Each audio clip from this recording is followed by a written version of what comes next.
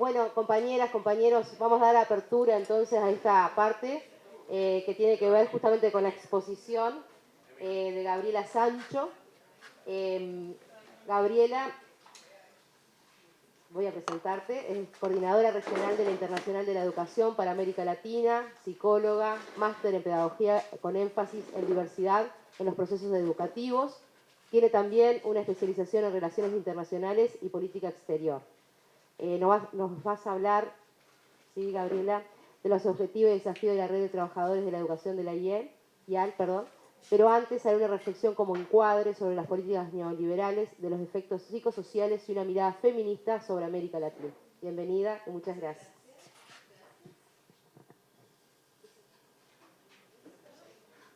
Bueno, nuevamente yo acá, muchas gracias de verdad por el espacio, por la invitación.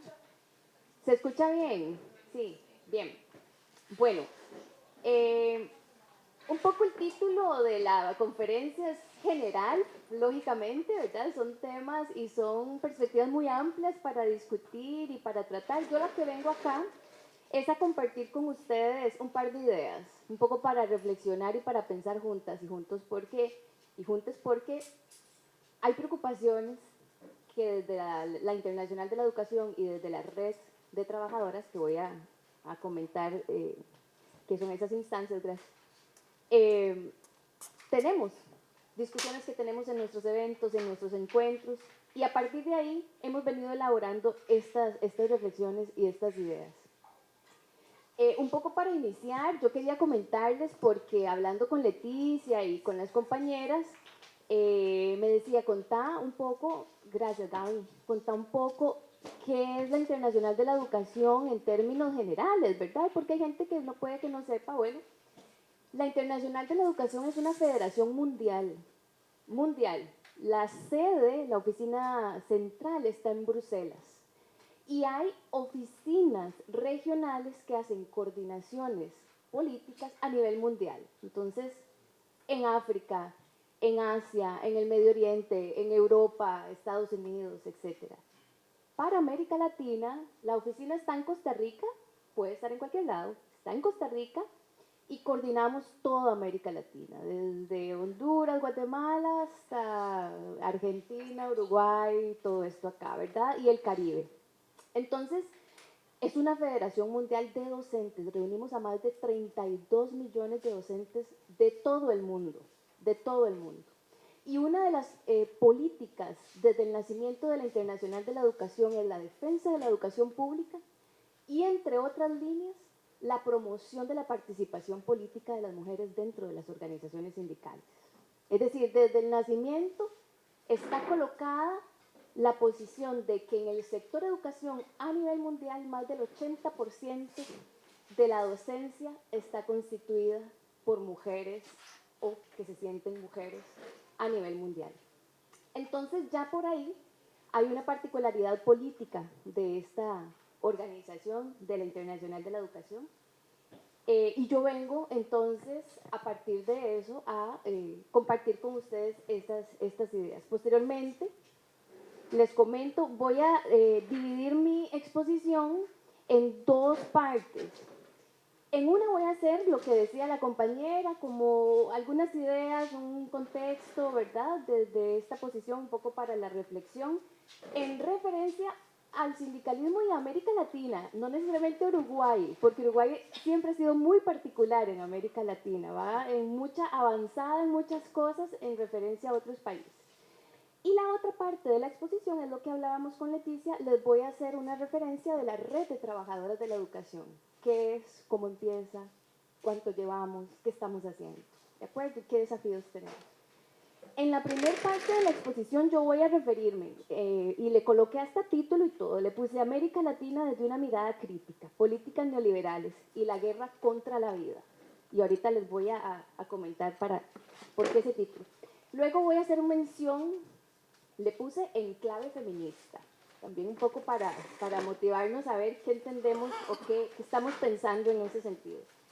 Y para terminar, algunas preocupaciones que tienen que ver con la crisis de los cuidados en general y en particular en Centroamérica, Y cierro con un punto que le puse resistencias, para ver qué podemos ir haciendo, más de lo que ya hacemos.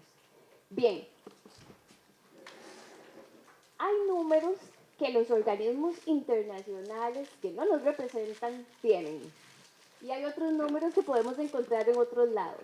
¿Por qué menciono datos y números? Bueno, porque a veces nos dan un referente, aunque no todos esos números traspasan la realidad de América Latina. Pero yo aquí quiero mencionar que en América Latina, además de ser todavía la región más desigual del mundo a todo nivel, no solo económico, sino a todo nivel, ¿verdad? Tenemos 640 millones de habitantes en América Latina y el Caribe, y de esos 640 millones de habitantes, 209 millones de personas son pobres, catalogadas pobres. Que yo siento que eso no es real, honestamente. Creo que es más. Y las mujeres son las más perjudicadas. Hay una feminización de la pobreza estructural que nos ataca más a las compañeras mujeres y luego voy a extenderme con eso. El 10% más rico recibe el 55% de todos los ingresos del mundo. Y ese mismo 10% más rico acumula el 80% de toda la riqueza. Y entonces el 50% del mundo más pobre, tan solo tenemos, y digo tenemos, obvio, un porcentaje de la riqueza a nivel de toda la región de América Latina y datos mundiales. Yo reitero, son números, pero sabemos que hay una realidad en América Latina a esa dimensión en comparación inclusive a otras regiones. Entonces sí, partimos de que hay políticas del comercio que benefician completamente al mercado. Venimos de países y estamos en países en donde la riqueza de unos pocos incentiva la privatización y lo que se está buscando es reducir el Estado, debilitar los estados, que los estados sean porosos, debilitados, maleables, corruptos, manipulables, precisamente para trabajar desde esa perspectiva empresarial, responder al mercado, privatizar y demás. Todo esto orquestado por organismos internacionales muy potentes, que dictan y se meten en nuestros países a decir qué hacer en educación, qué hacer en la economía, qué hacer en la política, qué hacer hasta en lo cultural. Y esto genera, entre otras cosas, trastornos súper fuertes en nuestras instituciones, llámese salud, llámese agua, llámese educación, llámese derechos humanos, naturaleza, etc. Y estas políticas y esta situación de reducción del Estado incentivan, y una estrategia es esa, incentivar la desvalorización de lo público, de lo colectivo. Entonces por eso ahí entramos, sector educación, lo colectivo, los sindicatos, súper lastimados a nivel de toda América Latina, independientemente del gobierno que esté, porque naturalmente, a pesar de que en América Latina ha habido un vuelco interesante en algunos países, que ahorita menciono, bueno, tenemos Lula, está Petro, ¿verdad? Cosas que están pasando, aún así nos vemos con una situación de hace muchos años que se viene arrastrando. Y reitero, en este contexto, las mujeres son las que mayoritariamente nos vemos más lesionadas. Aquí yo tomo las palabras que recalcaba la compañera y que escribió y que estaba mencionando Leticia, con que no se trata de minimizar o eliminar las particularidades y situaciones y lesiones que también sufren nuestros compañeros varones, no es eso, pero sí hacer una visibilización de que hay una diferencia importante estructural con las mujeres. Se monetiza y se burocratizan nuestras vidas en un contexto que vengo mencionando. Y se potencia lo individual y se lesiona lo colectivo.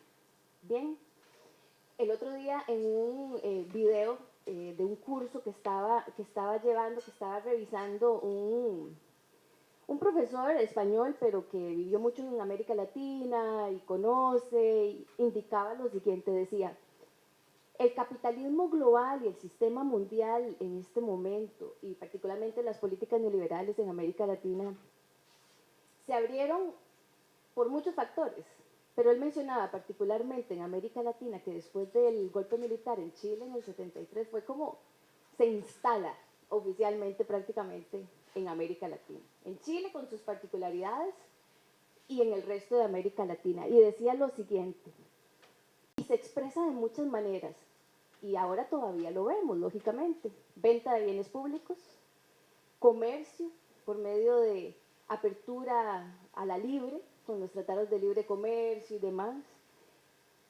La desregularización del mundo laboral, entonces se coloca el trabajo como una mercancía más. La desregularización del mundo financiero, y entonces hablaba de esa libertad financiera y colocaba algo muy interesante. Decía el endeudamiento como forma de disciplinamiento y control. ¿Verdad? Nos dicen cómo tenemos que endeudarnos, tener un carro, tener una casa, tener esto. Todo eso es posible, es un derecho, pero en qué condiciones y cómo, ¿verdad? Y entonces son 50, 40, en Costa Rica más de 40 años en una deuda imposible para poder tener uno un derecho que es una casa, ¿verdad? Bueno.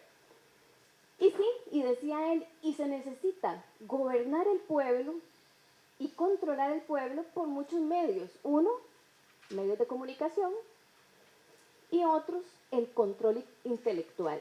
Y eso a mí me quedó también dando vueltas, ¿verdad? Porque el control intelectual lo podemos interpretar de muchas formas, y como docentes estamos y somos parte de esa necesidad de ser controlados y de controlar a nuestros niños y niñas en las aulas desde lo intelectual, desde el currículo. Entonces, bueno.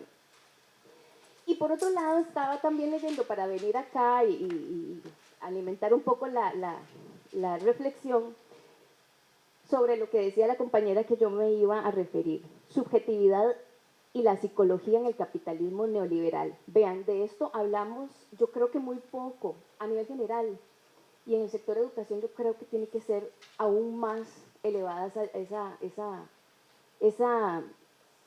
esa reflexión, esa preocupación, diría yo. El capitalismo y las políticas neoliberales trae efectos desastrosos. Hay una inestabilidad económica, en términos generales. Hay incertidumbre, esa incertidumbre que nos dicen que es natural y no sé. Hay una incertidumbre muy fuerte, desempleo, pobreza, inseguridad social, eliminación de lo comunal, destrucción de la naturaleza, destruir la sociedad, etcétera. Es decir, hay una pretensión de eliminar el conjunto y de eliminar esta construcción colectiva que tenemos. Y decía, y lo psíquico y lo ideológico liberal o neoliberal muchas veces se unen para que pensemos que es natural en los seres humanos ser individuales, que sea natural en el ser humano tener deseos, tener aspiraciones individuales, y que usualmente son las de sálvese quien pueda. Primero yo, mi familia, mis chiquitos y después el resto, ¿verdad? Porque a veces no nos queda de otra, o a veces ya venimos como instaladas desde ahí. Hay una posición casi natural de que nosotros y nosotras, nosotres,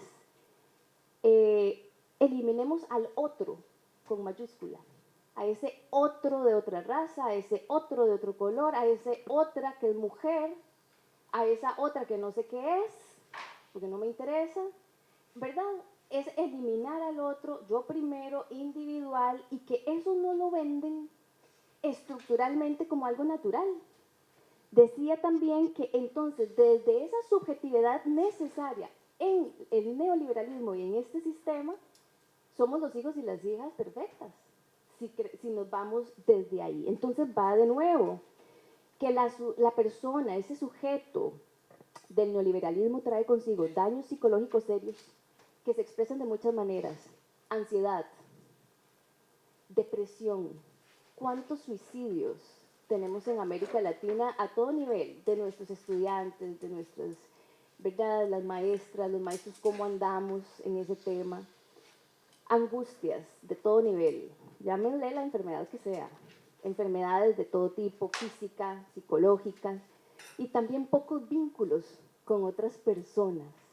que tal vez el sindicalismo un poco revierte esto, ¿verdad? Pero en general vivimos en sociedades así. Y decía también, y desde ahí nos plantea que entonces este sistema, desde eso que ve natural, es deshistorizar, no tener memoria, lo universal, aquí todo el mundo es igual, esa igualdad mal pensada, ¿verdad? Aislados, individuales, bueno, luchar unos contra otros, entonces se convierte en algo cultural. Y ustedes aquí mucho hablan de esta pelea cultural, por cierto, entonces lo relaciono. Es algo perverso, claramente, es algo perverso que nos da esa ilusión ideológica individualista. Entonces, este señor, Pablo Cuellar, hablaba de la necesidad de repolitizar nuestra sociedad. Podríamos interpretarlo también como dar la pelea cultural, como dicen ustedes. Bueno, ahí anoto ese punto. Y otro punto que quería tratar con esto, respecto a los efectos psicosociales del neoliberalismo, el neoliberalismo enferma. Si vamos viendo toda esta incertidumbre, no sé si voy a tener trabajo, primero tengo que endeudarme, más esto, más lo otro, ¿verdad? Más me enfermo, más me canso, más no tengo quien me cuide, no tengo cómo pagar, más toda esa angustia en general no es casual. Entonces, el neoliberalismo enferma. Hay estudios que demuestran que estas políticas neoliberales causan daños psicosociales en el tejido social, en este entendido de lazos culturales, lazos colectivos, en estas interacciones directas, lo que entendimos por tejido social. Esta pertenencia social a lo colectivo, a la comuna, ¿verdad? Y este tejido es dañado por esta ideología claramente hegemónica. Esta postura indica que ese daño psicosocial, que no es casual, como decía, se expresa en nuestras sociedades y países de muchas maneras, las que ya venía diciendo, pero entonces, ¿cómo entendemos otras situaciones que pasan en América Latina y en el mundo, como la represión social, la violencia contra las mujeres, femicidios o feminicidios, criminalización social de la protesta, ¿verdad? Aquí en todos los países pasa, migraciones, desplazamientos forzados. No sé si saben cómo está la situación en Honduras, México. Es terrible, o sea, en México cierra a nadie. ¿Verdad? En estos límites, en estos desplazamientos por diferentes razones, la gente en Honduras, Guatemala, El Salvador, a quienes devuelven, más pobres, porque además dieron todo para pasar, pero los devuelven de maneras, entonces vuelven a su país sin nada y peor. ¿Qué pasa con eso? Eso se ve y se expresa en nuestros países lamentablemente así. Las violencias contra las diversidades, pueblos indígenas, LGBTI y demás. Bien, en ese panorama voy al otro punto que quiero expresar, y es lo que yo llamaba enclave feminista. También verlo desde una perspectiva crítica. Yo aquí no estoy dando nada por sentado. A todo lo anterior que vengo mencionando, de este sistema capitalista que responde al mercado con políticas neoliberales, debemos sumar algo, y que se arrastra históricamente, y es un sistema capital, sistema patriarcal, sistema machista, histórico. Y vean que hablo de sistema, porque se puede hablar de machismo, cuando se coloca en nuestro mundo como un sistema y lo encontramos en cada esquina de este planeta, es un sistema. Así como encontramos en cada esquina de este planeta un sistema que responde al capitalismo. Yo digo que los dos van juntos. También vemos machismo y patriarcalismo en otros sistemas, pero no me voy a referir a eso. Pero están totalmente unidos. El uno requiere del otro.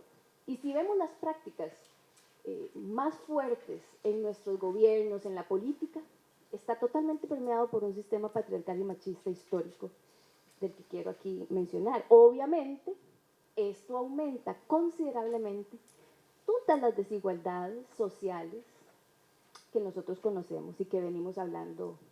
El sistema patriarcal responde también a esta lógica de mercado y no a la lógica de la vida. ¿Ok? También también para venir acá, escuché, no sé si ustedes ubican, me imagino que sí, a Rita Zagato, que trabajó mucho, mucho en Brasil también, obviamente, América Latina, México. Y ella decía algo muy interesante que viene a contrarrestar todo lo que vengo diciendo de esto otro, decía. Que ella estaba viendo, y eso fue ahorita iniciando el año, que ella estaba viendo el surgimiento de liderazgos femeninos en América Latina muy interesantes.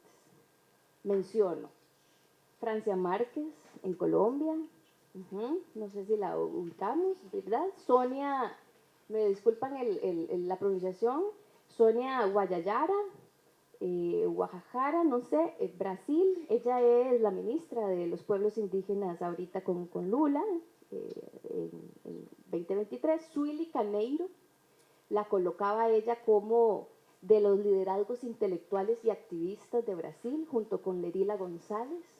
Yo a ellas no las conocía, obviamente después de escucharla las reviso. Yasnaya Aguilar de México, una activista muy importante para el rescate de las lenguas indígenas. Elisa Loncón de Chile, que fue la compañera mapuche elegida para trabajar todo esto de la nueva constitución de Chile hace 2 años, hace un año. Y mencionó otras. Y ella decía, hay algo en común en todas ellas, que son liderazgos muy fuertes. Y decía, todas ellas vienen de espacios desde lo comunal. Negras, indígenas, activistas de comunas, con la trayectoria que ella mencionaba, y que eso precisamente era lo que ella rescataba de esos nuevos liderazgos tan fuertes, porque tienen puestos muy, muy, muy fuertes, que vienen desde ese arraigo comunal y arraigo colectivo y arraigo femenino, decía ella. Es decir, otra politicidad. Y cito con comillas, decía Rita, tenemos que reorientar la historia.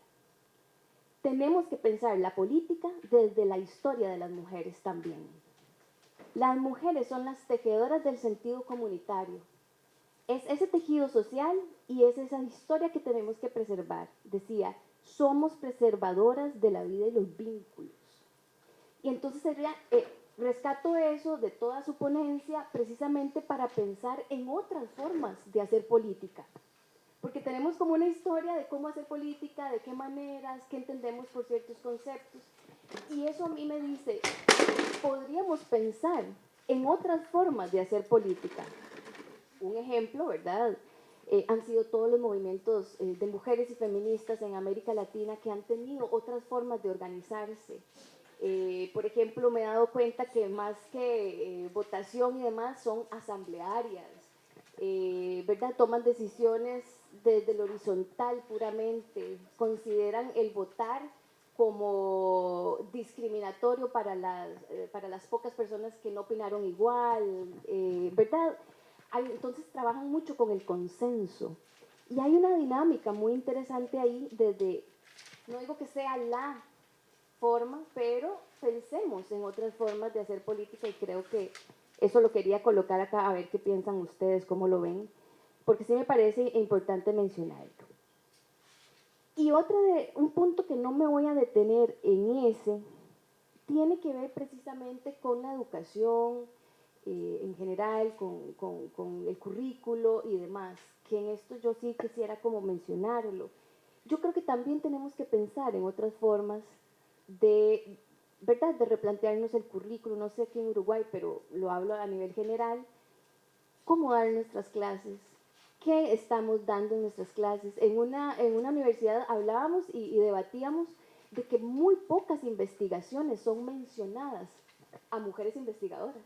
Entonces la academia, bueno, hemos estudiado, ¿verdad? Hemos estado en una universidad, la mayoría de nosotras y nosotros, o de algún instituto o demás, Y muchas de las investigaciones o de los textos que nos dan para leer, no hay mujeres en esos textos. Habiendo tantas personas, mujeres, y no solo por el hecho de ser mujer, sino mujeres críticas, que no están ahí replanteándose, que no están ahí mencionándose. Y entonces la necesidad de diversas metodologías, de pensar en otro tipo de política, diversas investigaciones con enfoques más feministas y de género que también trabajan temas que nos interesan en el sindicato, en la educación, como mujeres. Es decir, no repetir lo que la historia ha hecho de omitirnos en esta historia tanto sindical, política, académica, cultural, etc. Eso lo quería también como anotar ahí un poco. Bien. Y otro punto que aquí me interesa también mencionar tiene que ver con si tenemos un sistema capitalista, patriarcal, machista, también tenemos que ver este análisis o esta reflexión que hacemos desde una perspectiva feminista, cómo nos perjudica a la docencia, cómo nos perjudica también a las mujeres o quienes nos sentimos mujeres. Y quiero mencionar un punto entre muchos que se pueden acá hablar, y es la crisis de los cuidados. Bueno, ¿qué entendemos por eso? ¿Cómo vemos esto de los cuidados? Bien, la economía del cuidado se habla de que los cuidados son todas estas actividades indispensables para la vida, que funcione el día a día gracias a esas actividades. Entonces es todo eso cotidiano que da bienestar físico y emocional a las personas. Aquí hago un concepto, pueden haber varios. ¿Qué pasa con esto? Que hay una precarización en términos de cuidados, porque muchas de nosotras no podemos militar o no podemos estar en el sindicato por todas las funciones y roles familiares que usualmente tenemos todavía arraigados. Y eso pasa en toda América Latina. No, estoy segura que acá también nos pasa en Uruguay. Es decir, y una lideresa nuestra, Fátima Silva, siempre dice, yo sé que ustedes están aquí, tuvieron que dejar las tacitas de comida, la ropa más o menos allá lista, dejar la plata en el mostrador para que se lo vayan y se lo compren. O sea, hay una administración y un trabajo diario naturalizado, invisibilizado, no reconocido, no pagado, violentado. Y díganme qué más que tenemos. Además de ir a dar clases, además de ser mujer, además de venir a militar, de ser parte del sindicato. Y esas cosas no son para menos. Entonces, hay una baja remuneración o no reconocimiento o no dinero alrededor de ese trabajo, porque es trabajo, son muchas horas. Yo no sé ya ni por cuántas va, la OIT, todo el mundo dice, las mujeres trabajan 36 horas más por semana y los hombres solo 16, y esas comparaciones, un número más, un número menos, pero sí es importante a veces verlos y tomar nosotros la cuenta de nuestro día, de cuántas horas dedicamos a cuestiones que se le llamaría cuidados. No hay condiciones, no hay contratos, no hay nada. Ahí no hay un reconocimiento de ese trabajo. Y entonces, por ejemplo, en una investigación que ustedes van a leer en la revista que les voy a dar ahora, de un artículo de una investigación en Centroamérica, decían las estadísticas del 2022 recientes, evidenciaron que, por ejemplo, en Costa Rica, el 88% de las mujeres están en trabajo doméstico no remunerado y también en informalidad laboral, que ese es otro tema. Mientras que para Guatemala un 99.5%, o sea, son porcentajes sumamente altos, son alarmantes, porque entonces o están en la informalidad, que también los mayores índices de informalidad laboral están ocupados por mujeres, pero además, desde lo, entre comillas, formal, hay un porcentaje muy alto de este tema. Dice, desde las feministas involucradas en lo político y en el área de la economía, y aquí yo coloco desde la economía política y demás, esos análisis que hacen, se analiza esto, de que las mujeres sostenemos el mundo, entre comillas. Yo eso lo cuestiono, pero lo coloco porque creo que es importante verlo. No lo cuestiono porque no sea cierto, sino que a veces esos términos muy generales, ¿verdad? Pero honestamente, si trabajamos no sé cuántas horas, a ver, yo lo hablo para tratar de entenderlo yo, ¿verdad? Porque es una dimensión muy fuerte. Si nosotras estamos trabajando sin que nos paguen cuestiones de cuidado, más que entramos a la vida productiva laboral, ¿cuánto nos está ahorrando el planeta con el trabajo de nosotras? Si de eso depende entonces que la mayoría de el sistema patriarcal, sean hombres, mujeres, se sostenga de ese trabajo no remunerado. Eso, digamos, a mí me cuesta cuantificarlo en términos de que sí, todo funciona gracias a todo ese trabajo que nosotros hacemos y que no nos pagan y que además estamos cansadas.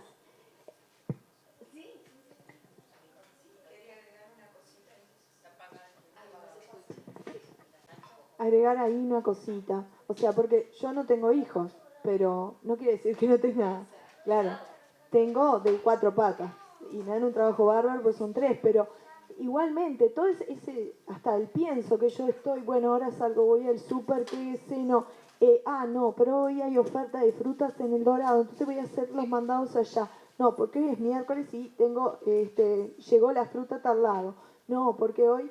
O sea, todo eso también es un trabajo. Y no esto que decía Gaby hoy, para venir acá, dejar un montón de cosas estructuradas, quién le va a dar de comer a mis perros, que el paseador, y son perros en mi caso, ¿no? No son niños. O sea, que ustedes venirse con los niños, como Tatiana que está acá y que ella no... podría estar en el espacio de cuidados, pero bueno, capaz que después se familiariza con los otros niños y se involucra más, pero hay todo un trasfondo atrás que los hombres no lo ven tanto, eso, no lo aprecian. ¿Querés decir algo? Sí, yo me quedé pensando un poco hablando, perdón,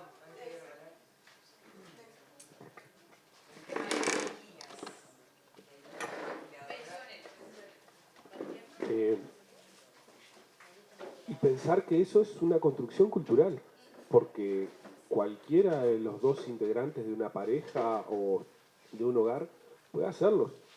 Y sin embargo, quien generalmente se responsabiliza de ese tipo de actividades, del cuidado de los hijos, de la atención del hogar, de la limpieza, del cuidado de los adultos mayores, son las mujeres, ¿sí?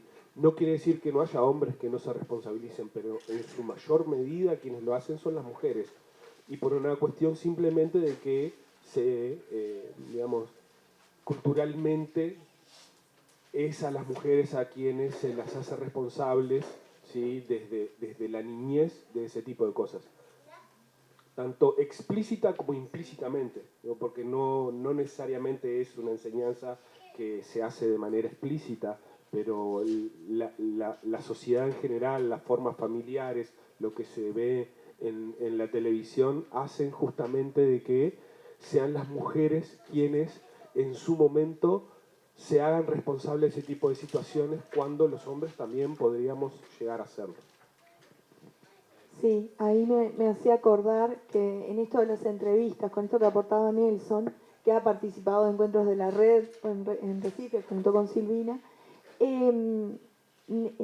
Ana García, la que es más histriónica, en un momento dice, a mí no me vengan con eso, ay sí, mi marido me ayuda, dice.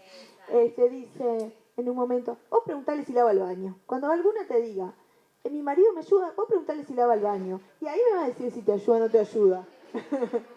La compañera quería. Bueno, ahí ya tenemos un problema, es si te ayuda o no te ayuda. Ya ahí tenemos como un tema también, ¿no? Pero lo tenemos muy incorporado, esto es como un trabajo muy... No, me quedé pensando en esto de si sostenemos o no sostenemos. si sostenemos o no sostenemos la economía, sí la sostenemos. De hecho, gran parte de las industrias textiles que están concentradas en gran parte de Centroamérica y el Caribe, y muchas de ellas aprovechando algunas de las infraestructuras que posibilitan las ciudades de la frontera entre Estados Unidos y México. Perdón. Todo eso, bueno, había que tener en cuenta muchos detalles. Toman o emplean a mujeres jóvenes justamente porque son a las que se les paga menos, a las que tienen menos derechos, o sea, las legislaciones laborales de por sí, en muchos países están como muy alejadas de las que tenemos acá, eso que decías al principio, pero además con las mujeres es peor. Entonces, la industria maquiladora es un ejemplo de la informalidad, de la regularización, de la desigualdad en el salario entre hombre y mujer. Pensé en eso. Gracias. Sí, que algo lo mencionó, ya algo lo había mencionado, el tema de la ayuda. A mí me costó mucho desestructurarme. Yo soy veterana y ya vengo con estructuras machistas. Y para mí, el padre de mis hijos ayudaba, pero yo era la que tenía que hacerse cargo y para mí era un peso muy grande el no poderme hacerme cargo y que él me tuviese que ayudar a hacer una tarea que en realidad era corresponsabilidad. Y esta Secretaría de Género me ayudó a entender algunas cosas y a abrir mi cabeza y romper con algunas estructuras. A veces es un trabajo importante el que se hace.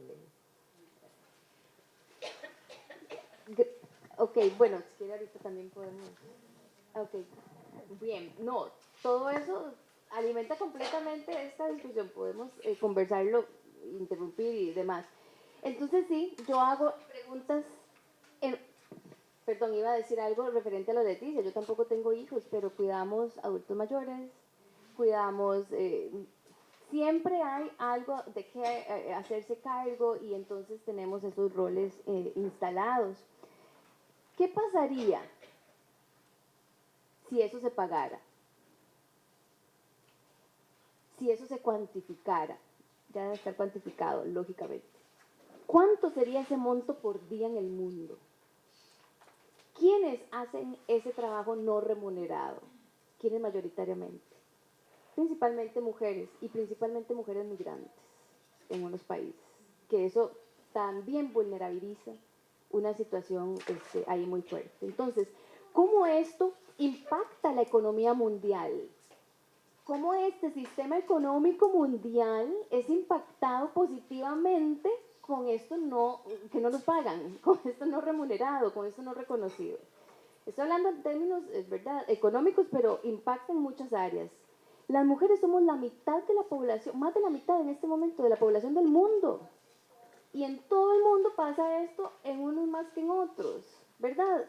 Las posturas de economistas, feministas, nos ayudan un poco a leer esto y proponen una sostenibilidad de la vida. Entonces vean cómo se contradice con lo que yo venía diciendo. El capitalismo quiere muerte, quiere destrozar la vida, la naturaleza, ¿verdad? Al ser humano, a las personas. Estas otras posiciones colocan otras posturas más de aporte a la vida. Entonces dicen, descentralizar el mercado generaría una apuesta por la vida, porque ese rol doméstico no remunerado apoya la acumulación de capital. Ante esto, coloco acá yo, estamos en una situación de explotación de las mujeres, tanto del sistema capitalista como del sistema patriarcal. Y está apoyado por todas las personas que lo fomentamos o lo fomentan y lo reproducen. Y nuestros esposos, compañeros, amigos, hermanos, familiares, parejas, jefes, jefas, con esa postura alimentan este sistema. Entonces, ¿quién cuida a las mujeres? O a quienes nos sentimos mujeres. ¿Quién cuida a los hombres que también sufren a raíz del sistema patriarcal y el sistema capitalista? Es un tema y es una situación estructural, y es una guerra contra las mujeres, diría yo. Es una guerra que no se habla, porque se ve materializada en todo lo que hemos visto. O sea, la violencia contra las mujeres y los femicidios no son casuales, porque hay estados que no nos protegen. Así como no nos protegen en otras cosas, tampoco nos protegen. Por más políticas que hayan, por más leyes que hayan, nos siguen matando. Y yo lo decía el otro día, en cualquier país, esté el presidente o la presidenta que esté y el gobierno que esté, a las mujeres nos siguen matando. Un número más y un número menos. Pero nos siguen matando en toda América Latina. Y creo que eso responde, creo yo, a este tema estructural tan instalado históricamente en nuestra sociedad y en nuestros países. Bien, el último punto que quería mencionar de este contexto son esas preocupaciones, precisamente que no están aisladas, me parece a mí. Violencia contra las mujeres, la crisis de los cuidados, todos estos datos que estamos viendo de las cifras de muertes de mujeres en cada uno de nuestros países. Y entonces, ¿qué hacer? ¿Cómo resistir a eso? ¿Cómo trabajarlo bien? No es que no hemos hecho nada, hemos estado siempre desde el sindicalismo, desde la educación, desde nuestro movimiento sindical o movimiento feminista al que pertenezcamos, etc. Creo que es importante revisar estas narrativas históricas en nuestra educación, en nuestros ambientes políticos, para deconstruirlos, para replantearlos, cuestionarlos. Creo que es importante a nivel sindical, lo creemos, no yo, la red de trabajadoras creemos que es importante, llamémosle una política de igualdad de género dentro de los sindicatos, porque hablando precisamente con Gaby Bonilla sobre estos temas en varios momentos y todo, hablábamos de que en los sindicatos también asumimos roles de cuidado. Yo no sé qué acá, pero en otros países, las mismas compañeras en donde nos hemos reunido decían, tienes razón, o sea, a veces yo formo parte del comité y tengo que estar trayendo agua, no importa quién lo traiga, el tema es que siempre es la compañera, ¿verdad? Entonces tenemos esa actitud instalada, pero además esperan eso nuestro. Y entonces yo no tomo la palabra o no estoy en las decisiones porque estoy resolviendo 1000 cosas allá afuera para que la actividad funcione. ¿Verdad? Cuestionémonos eso a nivel de nuestros sindicatos, inclusive de las escuelas y colegios. Seguimos esperando que la que vaya a buscar el boletín sea la madre. Y si la madre no viene a buscar el boletín, claro, ¿viste? Sí. La madre no se ocupa. Sí, entonces, ¿cómo verdad? Nos reflexionemos sobre eso para ver qué hacemos a modo individual, porque sí, hay un proceso individual, pero ¿cómo lo hacemos a nivel colectivo? Otro punto, creo que son importantes a nivel global, internacional, los convenios de la OIT que apoyen de alguna manera y visibilicen ese tipo de cosas. No son la respuesta, pero creo que son pasos importantes.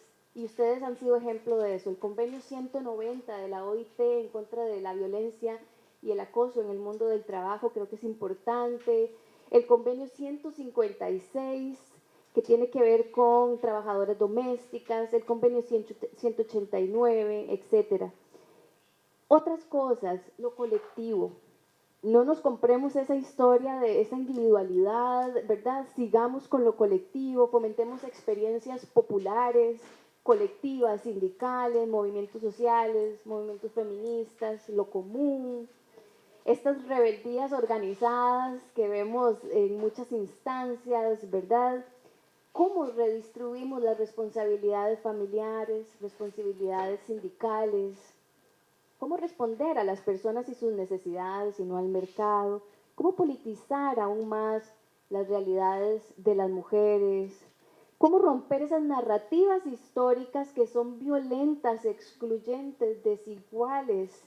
¿Y cómo hacer una lectura política, crítica, feminista, decolonial, por lo tanto antipatriarcal, anticapitalista, para una apuesta por la vida, precisamente? Con eso cierro para hablar de la red.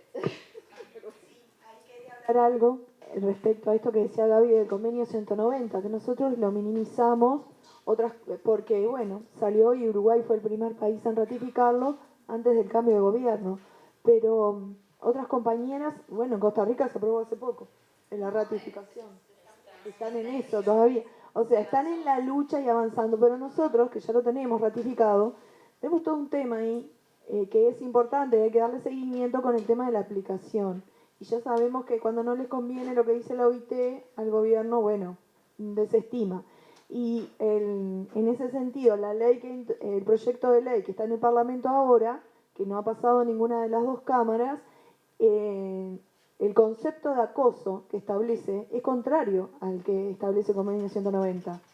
Porque el convenio 190 había superado esa visión que ya estaba periclitada del tema de la repetición, que yo tengo que aguantar y aguantar situaciones para ir a denunciar.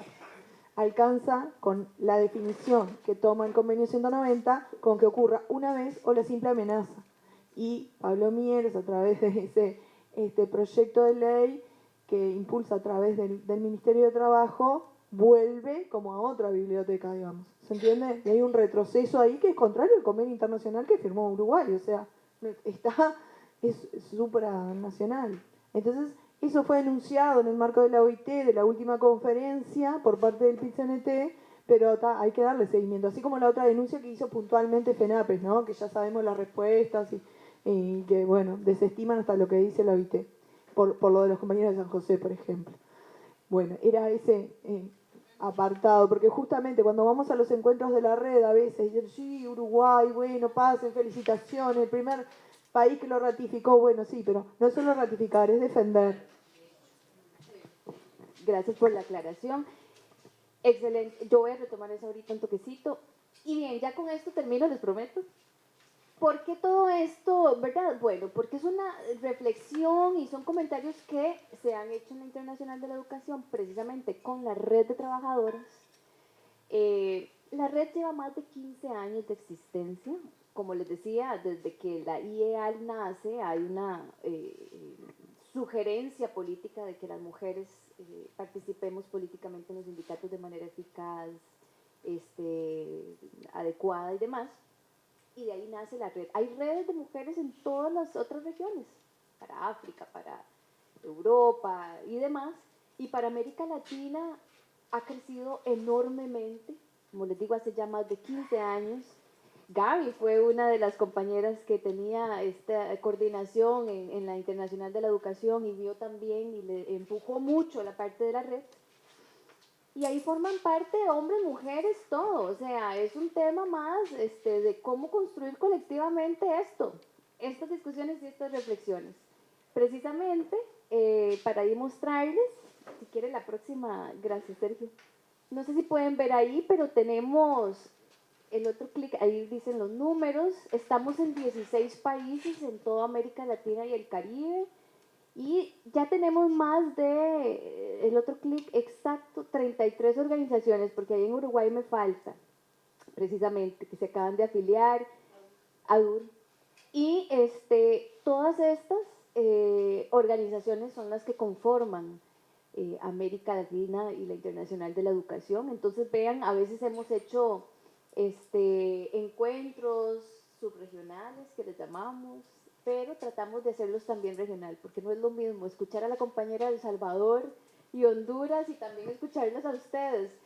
Leticia ha sido una de las que ha participado en la red. Recientemente, el año pasado estuvimos en Recife, ahorita en julio estuvimos en un encuentro regional en Costa Rica, en San José, y precisamente yo tengo que decir que las intervenciones, porque siempre se pide una intervención de la Secretaría de Género de la organización sobre coyuntura política, ahí Leticia ha representado muy bien a FENAPES, hablando de la situación del país, hablando de las mujeres, dando esa perspectiva política uruguaya. Entonces, sí es importante reconocer esos roles que internacionalmente la FENAPES proyecta en estos eventos y en otras instancias, como también lo hemos tenido con José Olivera en la OIT y en otras instancias políticas internacionales. Y en la red, Leticia, las compañeras que han ido con Leticia, yo recuerdo a la compañera en Recife y Marcela, ¿verdad? No es casual que necesitemos una representación de estas organizaciones en eventos internacionales, porque ahí la discusión es riquísima. Escuchar a la compañera de Chile, escuchar a la compañera de República Dominicana, eso nos da formación política, pero además nos sentimos acuerpadas para precisamente hablar de estas cosas y ver qué hacemos en nuestros sindicatos, aunque las realidades sean diferentes. Sergio, la siguiente. La trayectoria de la red es meramente un proceso de fortalecimiento, lo vemos así, político-estratégico para el sindicato. Si las mujeres tenemos condiciones, como decían ustedes, si tenemos mayores oportunidades políticas, mayores accesos y demás, junto con nuestros compañeros, porque no es una competencia, junto con ellos, creemos que se fortalece el sindicato. Ahí vemos algunas fotos del evento donde ustedes estuvieron y demás. Si quiere pasamos a la siguiente, Sergio. Siempre tenemos un espacio para que conversemos, para que hablen, para que expresen, para que expongan y demás, que creemos fundamental.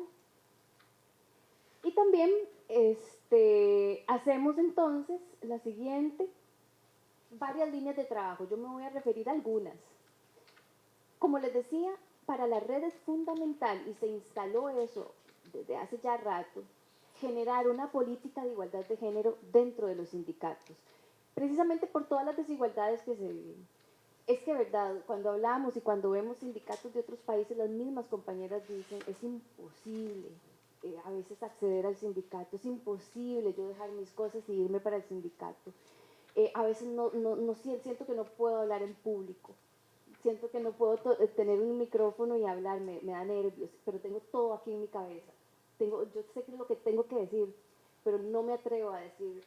Cosas desde ahí hasta cosas mucho más profundas que vivimos las mujeres en los sindicatos, ¿verdad? Entonces, creemos que una política de igualdad tiene que tener voluntad política del comité ejecutivo y de la organización. Es un documento, al fin y al cabo, pero es un documento que nos da cuáles son las principales problemáticas y necesidades de las compañeras y compañeros en el sindicato para poder abordarlas y generar condiciones menos desiguales posibles, ¿verdad? La otra línea de trabajo, como les decía, son los encuentros. A veces cuando se puede hacemos encuentros subregionales, Centroamérica, zona andina, Suramérica, y cada 2 años encuentro regional. Y ahí vamos todas, que era lo que les comentaba. Y esto genera también es el enriquecimiento teórico, formativo, político y hasta de experiencias y demás. Cuando estuvimos en pandemia lo hacíamos virtual. Hay otra línea de trabajo que mencionó Leticia anteriormente, que la tienen ustedes en la página ahí, que son las investigaciones. Son investigaciones muy serias. Yo sí les sugeriría que en ese link o en nuestra página de la IDEAL las revisen, porque son investigaciones, primero que se hicieron en pandemia. La primera, sostener el futuro, precisamente lo de sostener, menciona, porque se hizo en muestra 8 países de América Latina, entrevistas de más de 400 compañeras por país. Fue un trabajo, no tienen idea, además de ya el trabajo que había en medio de la pandemia, pero las compañeras querían mencionar lo que estaba pasando. Y prácticamente, ustedes lo vieron aquí en Uruguay, ¿verdad? La educación salió a la calle en las condiciones que fueran, con tal de dar clases, con tal de darle al estudiante, con tal de hacer comida, X. Y ahí se ve reflejado toda esa labor y ese trabajo, pero también una situación precaria que vivimos en la mayoría de países por políticas de los gobiernos que, ¿verdad?, no colaboraron para el tema educación. Y la segunda, ¿quién paga los platos rotos? Es como la continuación de esa investigación. Ahorita salió recientemente en el 2022, a finales. Revísenlos, viene por país, también viene un resumen ejecutivo al principio que da una idea general de la investigación y nos da una idea de cómo se vivieron las cosas y se refleja una realidad política y de la educación y de las mujeres. Y otra línea que tenemos, precisamente en el 2021, en medio de la pandemia, al final del 2021 lanzamos esta campaña. Dijimos, no, aquí es la red de trabajadoras con la campaña del convenio 190 en contra de la violencia en el mundo del trabajo. Esa fue una decisión política y esta campaña todavía continúa. Tenemos información, folletos, eventos, todo. Eso, el sticker, hemos hecho camisetas, todo lo necesario, pero además una discusión política precisamente para que nuestros sindicatos se enteren de qué es el convenio, algunos no lo conocían, y lo otro es no solamente para instalarlo en nuestros sindicatos, sino para presionar como sindicatos a nuestros gobiernos para que este convenio se ratifique a nivel de América Latina. Entonces hemos hecho, esos folletos también están en nuestra página. Hemos hecho pañuelos, camisetas, pero aquí más que lo que hemos hecho es el sentido de visibilizar esta campaña. Ajá. Son materiales. En algunas reuniones de la comisión incluso repartimos, muchos tienen por ahí en físico ese folleto tan lindo de la campaña del 190, los pañuelos, bueno, los stickers dentro de los que quedaban adentro de las cartucheritas de cada uno hay uno de ellos. pero las compañeras y los compañeros que participan más a menudo en la comisión han recibido esos materiales para llevar a las filiales. Excelente. Aunque ustedes ya lo tienen ratificado, es lo que usted decía. Bueno, discutámoslo desde la perspectiva uruguaya, ¿verdad? Hicimos una canción lindísima, tienen que escucharla, está en Spotify, tienen que escucharla, fue lindísima, está en el playlist. Y bueno, se ha venido, esto hay que actualizarlo. Costa Rica no se ha aprobado, tuvimos un gran paso y eso fue por presión de los sindicatos de allá, que fue estaba en una comisión social de la Asamblea Legislativa, una comisión ahí casi que archivado y guardado, y logramos que se ponga en la corriente legislativa que llamamos allá. Entonces, ¿eso qué significa? Que lo van a colocar con toda la Asamblea Legislativa a ver si lo ratifican o no. No tenemos mucha esperanza por la composición de esa Asamblea Legislativa en Costa Rica. Llama la atención México. México hasta tiene política exterior feminista. Pero bueno, vamos, eso es otra discusión. Pero sí. Y bueno, hay esperanzas con Brasil, hay esperanzas en Colombia y tenemos que ver cómo hacemos con eso. Y otra línea de trabajo, y con esto ya termino, me faltan solo 2 diapositivas, tiene que ver con una estrategia de comunicación. Yo voy a profundizar eso mañana, en otro ratito que voy a tener de exposición. Y cómo por medio de una estrategia de comunicación podemos visibilizar más el trabajo sindical a nivel general y en particular también de compañeras y compañeros que hacen un trabajo de bases importante. Ahí estamos trabajando mucho, visibilizar las problemáticas que afectan a las compañeras en los sindicatos, promoviendo la campaña que anteriormente mencioné, visibilizar los logros y los perfiles políticos de los sindicatos, de compañeras y compañeros y demás. Siempre estamos tratando de hacer notas de los eventos, visibilizar que estamos acá reunidas. Eso genera un impacto, no es casual, o sea, en la red lo hemos visto, genera un impacto, porque la de Honduras a veces dice, mira, esa gente se reunió, tenemos que nosotros reunirnos también y hacer lo mismo, y allá empiezan a hacerlo, o sea, se multiplica. Entonces, bueno, generemos estos medios de comunicación que a veces nos destrozan, hagamos nuestros propios medios de comunicación para visibilizar lo fuerte y lo bueno del sindicalismo. De esto me voy a referir mañana, es otra línea de trabajo nueva que queremos ahí que ustedes bueno, ya la están linkeando de hecho ustedes, que es un observatorio de igualdad de género. Yo mañana me voy a referir a esto y lo vamos a ver. Y la otra línea, y con esto termino, es precisamente la revista de la red, que lo vemos como un instrumento también político de la red. Pedimos que ustedes escriban, más bien aquí hago el llamado para que en el próximo número de pronto haya alguna compañera o algún compañero y compañera de acá de FENAPES que quiera colocar algún tema, discutir algún tema, escribir en la revista. Ahí no aparece la portada de la que acaban de tener porque la están teniendo casi que, o sea, de verdad. Yo, sí, Gaby y yo nos veníamos de Costa Rica y al día de antes la revista llegó impresa las cantidades que necesitábamos para traérnosla. Entonces venimos con las maletas llenecitas porque son pesadísimas además, para que ustedes la tengan. Esa revista es la última, revísenla, hay un artículo muy bueno de Gaby Bonilla, que ahí está, sobre filantropía evangélica del OLPE, el observatorio, otro observatorio que tenemos en la Internacional de la Educación, que lo maneja y lo coordina Gaby. Y ese, bueno, yo no me voy a referir, Gaby se va a referir a ese tema ahorita, revísenlo, está la investigación que menciono sobre los cuidados, hay 2, hay compañeras de Paraguay que escribieron, es decir, es a mí yo enamorada porque es que es como escucharles a ustedes escribiendo y multiplicarlo. ¿Verdad? La impresión quedó lindísima. Hay unas compañeras indígenas hablando sobre la situación indígena en diferentes países. La revista está de verdad muy interesante y refleja todo lo de América Latina. Y de pronto como uruguayas y uruguayos, de pronto es interesante también ver esas cosas. Eso es lo que estamos haciendo y todo esto implica retos y desafíos para la red. No es fácil a veces mantener, y esto no soluciona todo lo que venía yo hablando al inicio, jamás, pero han sido proyectos o miradas políticas que en la red de trabajadoras se han colocado y que se han visto que pueden generar una incidencia importante en nuestras organizaciones sindicales. Entonces, así como son pequeños aportes, generan muchos desafíos de cómo mejorar y de cómo visibilizar realmente problemáticas a nivel regional. Yo con eso termino, así que muchas gracias y bueno, ya hablamos.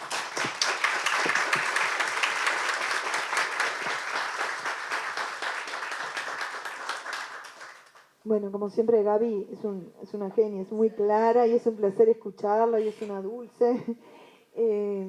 Pero esto que ella decía hoy de la canción, incluso que se hizo con lo del convenio 190, nosotros y mucha gente, una compañera armó una playlist para este encuentro, se las pasé a los que están en el grupo de WhatsApp de la comisión, capaz que para que lo repliquen, y ahí está la canción esta que es divina, que la canta una cantante costarricense que es Mafetulá, que después me puse a escuchar otras canciones y son todas excelentes. Nelson y Silvina también la conocieron cuando estuvimos en Recife. Nelson saltó ahí, bailó, cantó. América Latina va a ser toda feminista, ¿verdad, Nelson? Sí. fue. Sí, sobre todo eso. Incluso en ese sentido, en el último encuentro de la red, en Costa Rica, como decía ella, yo si bien medio reticente, yo me senté con un instrumento llamado taza a tomar café, pero había otras compañeras llenas de instrumentos musicales haciendo artivismo, ¿no? O sea, que todo tiene su lógica, yo soy más cuadradita y bueno, estaban todas medio gordadas, medio locas, yo me senté y miré y saqué fotos, Marcela se colgó, tocó el tambor, todo, pero es otra línea interesante para trabajar porque el arte, como dice Silvina, también moviliza y está bueno para expresarse.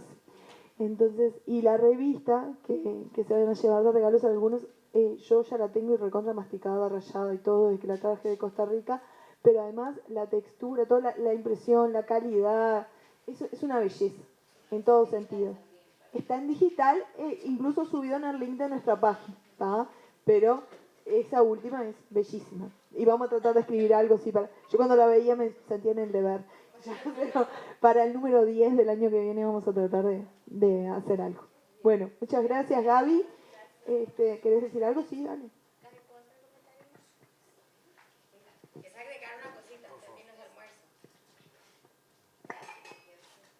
Perdón que ya nos íbamos al almuerzo, yo creo, pero gracias. No, Gaby, que solo quería agregar, y gracias por la presentación, pero contarles lo que decía Gaby, ¿verdad? Al principio cuando empezó la red, ¿se escucha? De trabajadoras, había, a propósito de que la profesora Julia en el video hablaba de cosas que antes no existían. Y la red no existía antes como la ha logrado desarrollar Gaby Sancho, así que felicidades porque ha inspirado mucho el trabajo.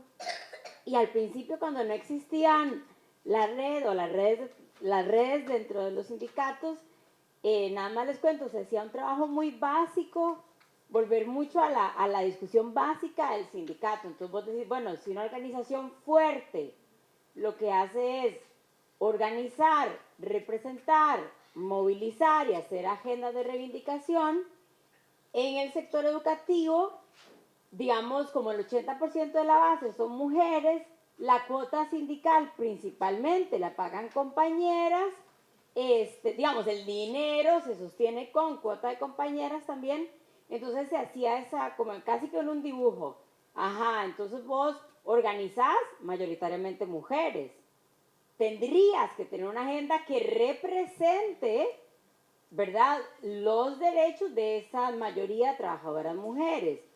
Y a la hora de hacer movilización y reivindicación, tu agenda temática debería tener claramente pautas de negociación para esa mayoría de trabajadoras mujeres. Entonces era como muy básico, ¿cierto?, al principio de la conversación, pero nos obligaban a ir a esa cosa básica, organizar, representar, movilizar para hacer una organización fuerte. Y luego más adelante, a propósito de lo que decía Gavita, de sí, cómo la dinámica de desigualdad de cargas domésticas le ha servido mucho a este modelo económico, explotador, extractivista, etcétera, También se han hecho ejercicios de nuevo muy básicos, que hacer la tabla de todo lo que haces durante el día. Te levantás, preparas el agua para el mate, bañas gente, le recordás a otros adultos lo que tienen que hacer ese día, ¿verdad? Esta carga mental de asistirle a otros que no te están pagando. Entonces pones asesoría de planificación. Entonces, ¿cuánto cuesta eso? Y se empieza a ejemplificar en una tabla. ¿Cuánto cuesta un desayuno? Vas a un hotel, ¿cuánto te cuesta un desayuno? Vas a una guardería, a un centro de cuidado, ¿cuánto cuesta ese cuidado? Asesoría, recordatorios, agendas electrónicas, ¿cuánto cuesta? ¿Cuánto cuesta el traslado, ir al supermercado, etcétera? Entonces demostrás no solo las horas, sino ese costo de un trabajo no pagado sobre el cual se monta todo el sistema de explotación capitalista, ¿verdad? Entonces, han sido ejercicios muy básicos que se han tenido que hacer por eso, porque antes no existía toda esta conceptualización y a veces está bueno también revisarla en nuestras reuniones, nada más. Y por último, otro ejercicio que se puede hacer mucho con los compañeros es dibujar el día, ¿cierto? Como en un reloj, ir demostrando cómo a la hora en que ellos están haciendo una cosa, las compañeras pueden estar haciendo 6 o 7. Entonces, para ejemplificar, porque no es solo narrarlo, sino ayudar a que todos entendamos. Y lo que ustedes decían, a los compañeros tampoco les funciona este sistema así. Tampoco, nada más queremos que lo puedan notar. Lo que pasa es que a ellos no les funciona, pero tienen a veces algunas posibilidades de usufructuar de esa desigualdad. A nosotras no nos funciona, pero no usufructuamos nada, ¿sí?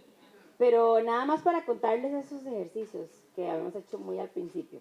Vale, no quito más tiempo porque yo en la tarde ya hablaré. Gracias, David.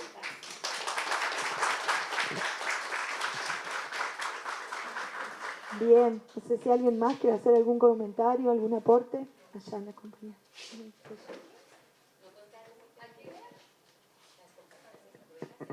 Ahí la compañera de Salto. Hola. ¿Te escuchan? ¿Sí? A ver, porque estoy media confundida para hacer la pregunta o el comentario. Porque todo esto se habló de que hay una explotación de mujeres, ¿no? Desde el capitalismo hay una explotación que yo comparto, ¿no? De mujeres y de hombres. Pero yo sí me consta que el Banco Mundial financia programas de políticas de género en algunas empresas. Entonces, me repregunto, ¿no? ¿El feminismo es apoyado por el capitalismo entonces? ¿Todo esto que estamos haciendo nos aplauden desde el Banco Mundial? Eso no. Yo no tengo la respuesta, pero asumo que depende del feminismo. Hay feminismo muy blanco. Por eso hay que hablar de feminismos, pienso yo, ¿verdad? Eso en primer, y lo que ustedes hablan, bueno, en Argentina se habla de feminismo popular. A ver, y en eso que usted está diciendo solo hago un comentario que no es respuesta. Las compañeras indígenas que hablan de feminismo comunitario cuestionan el término género, porque es un término impuesto políticamente, convenientemente por organismos internacionales. ¿Qué hacemos nosotros? Adecuarlo y trabajarlo de otra forma, porque para entendernos, pero yo creo que sigue otro paso, y es discutir qué nombre le ponemos, o qué podemos hacer con eso, porque ellas sí son muy claras, las compañeras indígenas de América Latina en general, de que son términos blancos, que no las representan, que los números de esos organismos, Banco Mundial, OCDE, etcétera, no nos traspasan a nosotras todas. Ahí no estamos muchas indígenas que caminamos no sé cuántos kilómetros para ir a la escuela, llegar pobres, violadas de camino, migrantes. Ahí no están esos números, por eso yo cuestionaba los números desde el inicio. Entonces, muy buena la observación que ella hace para replantearnos, porque no tengo la respuesta, supongo que sí. Y según el feminismo, a ver, y coloco, hablemos entonces desde feminismo decolonial. De pronto ahí vamos a encontrar algunas respuestas que cuestionan a ese feminismo blanco que sí respalda económicamente sus organismos. El decolonial se vuela todo eso y dice, primero indígenas, primero pobres, primero negra. Es más, las negras, hablemos con las compañeras negras.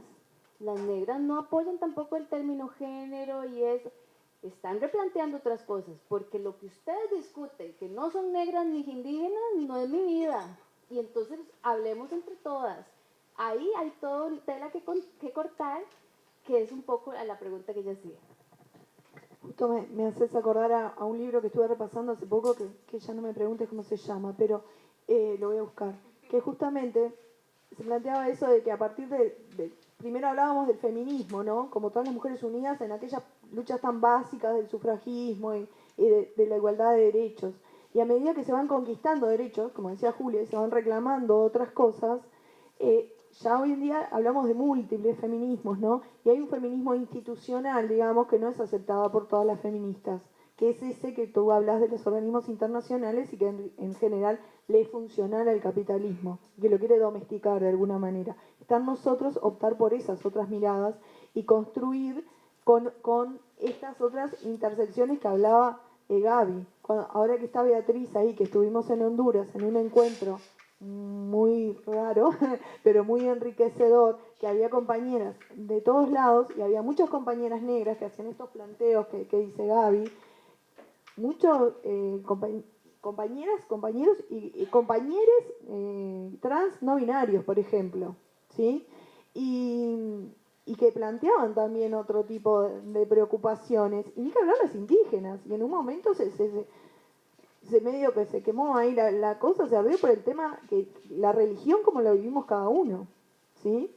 Y esta influencia de lo comunitario, claro, nosotros estábamos como, a mí por lo menos me costó bastante entrar en sintonía en el encuentro, que ya saben que soy bastante cuadradita, si me costó tocar el tambor en Honduras, en Costa Rica, y no lo hice, imagínense las místicas feministas que vivimos allá en Honduras con todas las compañeras indígenas haciendo ceremonias y todo. Y yo que siempre digo que soy la más hippie de FENAPES. Imagínense cualquiera de los otros, ¿no? Dentro del Ejecutivo, ¿no? Dentro de FENAPES en general. Entonces, hay mucho por aprender en el intercambio con otras personas, con otras miradas, y con otras posturas, y con otros feminismos, y enriquecerse. Tatiana quería aportar algo. ¿Le pasas el micrófono a Tatiana? Ah, tú también, Dani, después Tatiana. Dani. Anoté varias cositas que capaz, digo, una era preocupación que creo que puede ser compartido por todos, y otra es una pregunta con respecto al planteo que hizo Gabriela. Bueno, primero ella hizo una exposición sobre algo que creo que Uruguay no hace la diferencia en estos últimos años, aunque en realidad viene previo a la pandemia, nada más que la pandemia hizo más visible el tema de la falta de presencia de Estado, ¿no? Cuando se responsabiliza al individuo frente a determinados problemas que nos atraviesan a todos, y cuando el Estado debería estar más presente, y creo que ahí hay una falta de pensarlo desde lo colectivo, ¿no?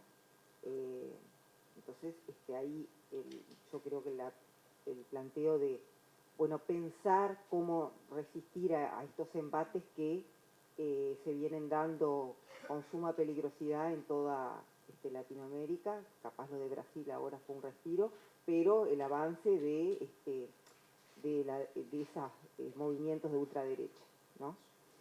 Bueno, y hay cuestiones que tú dijiste, bueno, fue previo a cuando se habló del tema de la mujer y el sistema de cuidados, que me parece que Uruguay había hecho un avance con la cuestión del sistema de cuidados y ahora están en un retroceso terrible. Y bueno, y siempre planteando de que cómo nosotros tenemos dentro de la literatura algo y que no miramos hacia atrás, ¿no? Yo qué sé, Harry Taylor Mill decía que mujer y madre no son sinónimos, y ya lo decía en el siglo XIX, ¿no?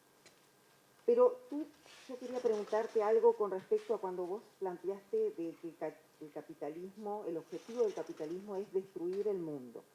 ¿Esto es una hipótesis tuya? O sea, es desde una lectura, pienso que viene de algún estudio, una investigación, una lectura personal, que me parece que capaz me hubiera gustado ver, escuché todo tu argumento ahí, pero capaz algunas cosas se me fue, porque en realidad yo siempre pienso que el capitalismo no responde a ninguna cuestión ética. O sea, el fin del capitalismo es el lucro. Entonces, por lo tanto, hay una deshumanización.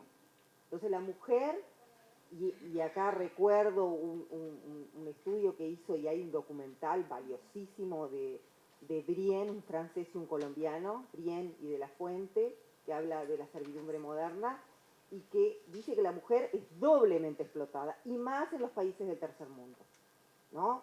Porque si bien el hombre es visto como mercancía, bueno, la mujer es doblemente vista.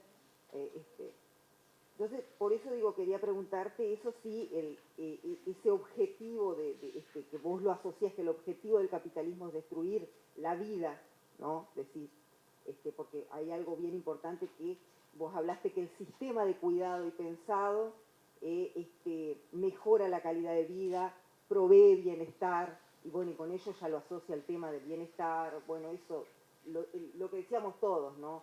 Y que la felicidad es vista de distintas maneras y no necesariamente a veces tiene que ver con la sobredimensión del mundo de las cosas, que eso es lo que nos hace ver el capitalismo, ¿no? Esa era la pregunta porque me quedó ahí, sí, ahí, sonando en mi cabeza. Gracias. ¿Se escucha? Sí. Yo me baso en algunas ideas, por supuesto, y elaboré otras. Pero sí, yo mencioné a este profesor español que trabajó mucho acá.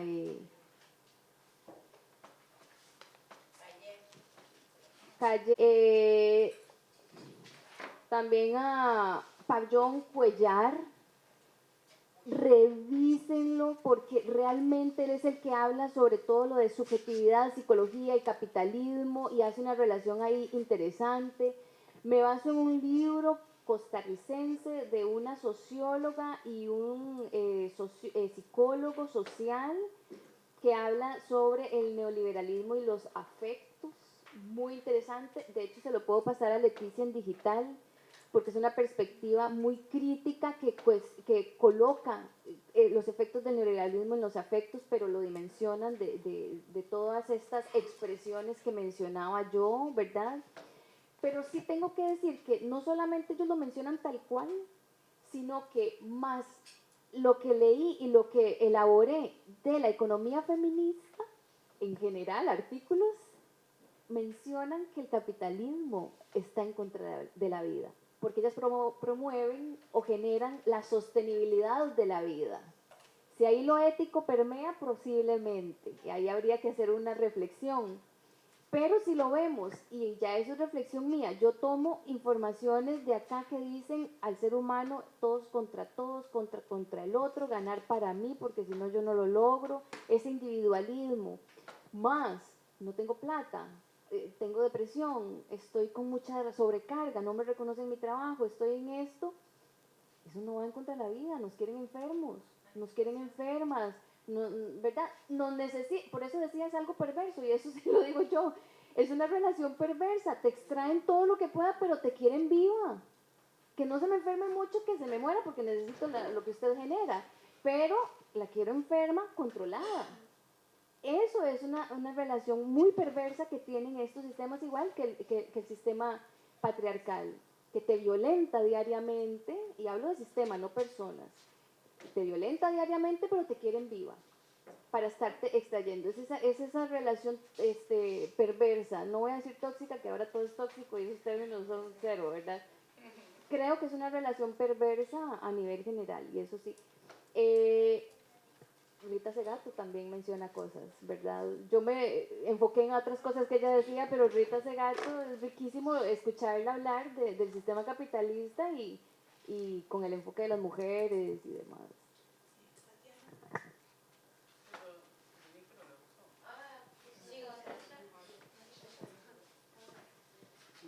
Hola, ¿cómo están? ¿Todo bien? Bueno, gracias por todo. Y en realidad me quedé pensando en la pregunta que tú hiciste sobre un feminismo humanizado, en el sentido de las acciones cotidianas, de mirarnos a los ojos, de cómo estamos ubicadas hoy acá sentadas, de por qué están ustedes allá y no más acá. de si yo realmente no me molestan los hijos de las compañeras, de si yo estoy a favor de que de no competir entre nosotras, cosas emocionales y espirituales que tenemos que trabajar, siento yo, que comparto mucho lo que dijiste vos de esa ilusión capitalista del individualismo correcto. Entonces, como cada una luchando por su rol de mujer empoderada y sin entendernos emocionalmente, que hablábamos con ella, que yo la pasé a buscar y dije, qué bueno, una persona humana que quiere hablar, primero conozco a su persona mujer humana y después vemos la intelectualidad y todos los conceptos y todo aquello que queremos transformar, pero si yo no te veo en mi trabajo y siento empatía y siento que vos estás para mí y yo estoy para vos, para mí lo que vos hagas no me vale tanto. Y a veces una se esconde de la vida sindical o de otras cosas porque no sabes si das la talla con los tiempos que tenés que tener, con muchas cosas. Y como que miré para atrás y vi que estábamos todos como con los cuellos, como siempre en el liceo, y como cosas que yo siento que, y al compañero, varón, o que se siente varón, o como le queramos decir ahora, también sentir la empatía, ver que capaz que ni sabe cómo hacer, porque el mundo está todo raro ahora de conceptos, de formas. Entonces, como una cosa de amor más que nada. Es una lucha, como dijo ella, puede ser difícil, pero peor es abandonarla, dijo una de las del video que me encantó, porque en realidad sí vivimos, ¿no? Pero me parece que me quedé en eso, ¿no? De que tiene que haber, si es feminismo, como le quieras llamar, humanizado, ¿no? Empatizando, con cariño, con amor, con miradas a los ojos, con estar, con ver qué pasa. Porque si no, estamos solas. Seguimos estando solas en lo que dijo tú, que dijiste sobre ser funcionales al capitalismo, digamos, ¿no? O un feminismo que... Por eso, pero yo me quedé pensando si no es funcional que haya mujeres medio como fuertes, haciendo como la señora esta que festejó los genocidas, que es una mujer fuerte, pero hizo un festejo para los genocidas, digamos, ¿no? En Argentina. Entonces son como otro tipo de mujeres fuertes, que no a mí no me gusta tanto, prefiero otras cosas, ¿no? Está, gracias. Iba a decir algo, pero voy a decir algo que a propósito de lo que dijo la compañera. Yo a nivel sindical lo que veo mucho, ahora no tanto, pero lo que vi durante mucho tiempo es la masculinización de la mujer en el sindicato para sobrevivir. Una mujer que por ahí se produce o tiene ganas de, no sé, de ser como le pinte y vestirse como quiere, en realidad no encajaba mucho en un mundo tan masculino como es el sindicato. Entonces ahora no tanto, pero durante mucho tiempo vi eso, ¿no? La masculinización de la mujer sindical en todo, en cómo se paraba, en cómo se vestía, en cómo hablaba. Era casi un hombre pero mujer, digamos, para sobrevivir. Lo que iba a decir, aportando un poco a lo que ella decía de la cuestión cotidiana, empezar a visualizar realmente las cosas, a través de un reloj o anotar las cuestiones,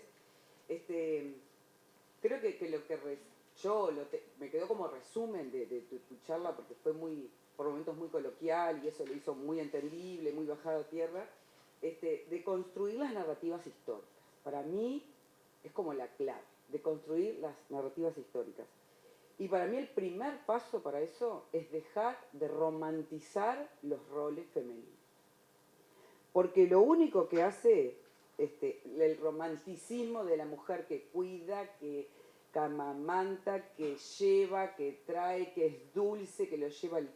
Todo eso lo que hace es no solo reproducir las estructuras, sino generar culpa, frustración y freno.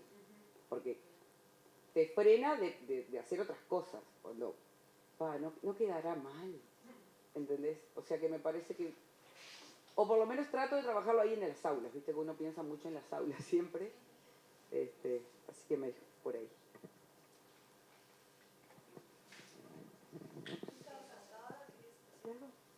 No, ella creo.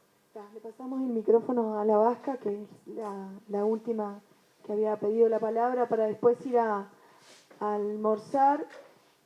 Vamos cuando en el cortecito ahora a poner un poco de esa playlist que armamos y a poner esta canción que mencionaba Gaby.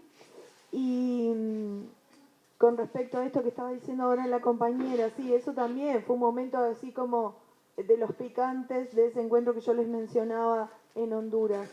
El tema de cuando se pone como el acento en eso de la maternidad y bueno, las que no somos madres o no queremos, no podemos o lo que sea, no solo son mujeres madres. Y eso fue un momento también complejo de intercambio y de debate. Y lo destructivo de los memes podemos con todo. Claro, eso no.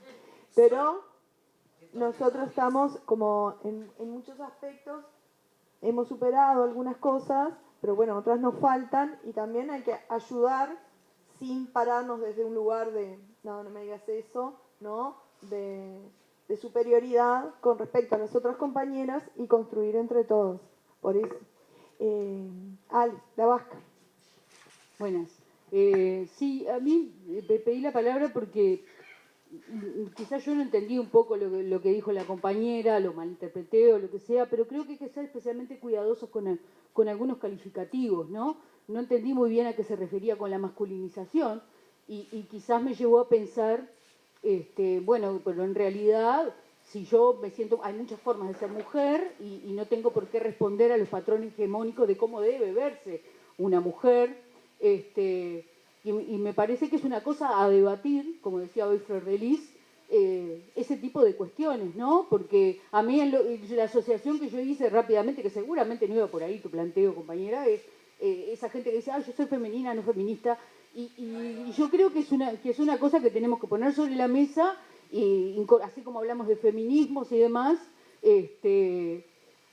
también esa diversidad que implica el concebirse como mujer, o bueno, quizás romper también con esa cosa del género, ¿no? Lo que se planteaba hoy, me parece que es una cosa que hay que ser cuidadosos con las palabras, capaz que no sé la compañera que sea alguna aclaración a qué se refería con eso, porque dijo en un momento maquillarse, y no sé, a mí me hizo un montón de ruido, nada, eso, por ahí va la cosa, pero capaz que está bueno dejar ahí el tema como para en algún momento plantearlo y discutirlo. Tenemos mucho para aprender de eso, de la interseccionalidad y demás, que hay un montón de cosas pendientes, de las mujeres trans, etcétera, ¿no?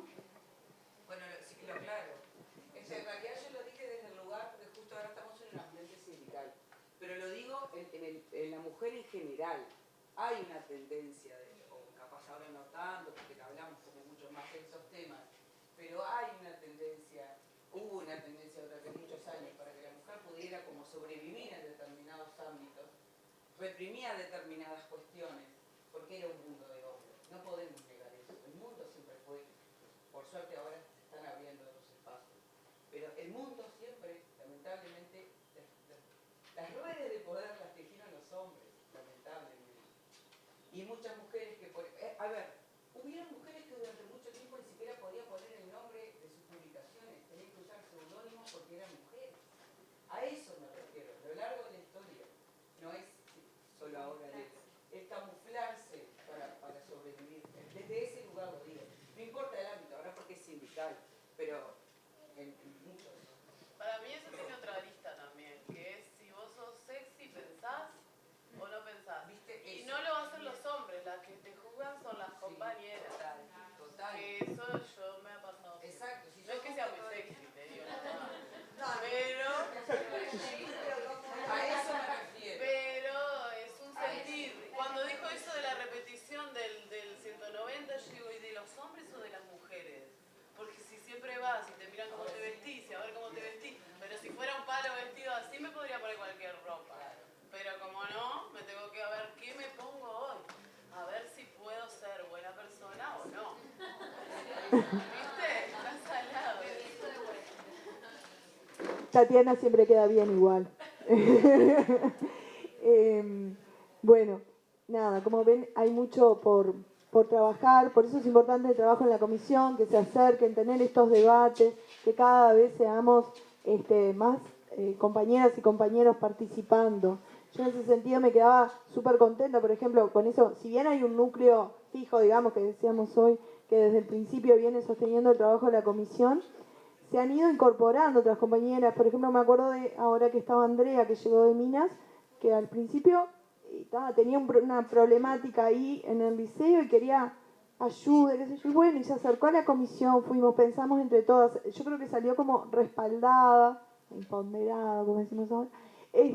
Respaldada, y bueno, pensamos entre todas ahí, las que estábamos, ese día, no, había compañeros también, pensamos, bueno, posibles ayudas para que ella trasladara a su filial y pensar cómo afrontar esa situación que estaba viviendo. ¿Iba a ir yo o cualquiera de nosotros mágicamente, un abogado, y le iba a solucionar el problema que tienen Minas? No, y lo siguen peleando hasta ahora, siguen en eso.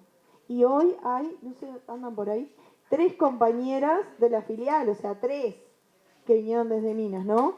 Y hay gente...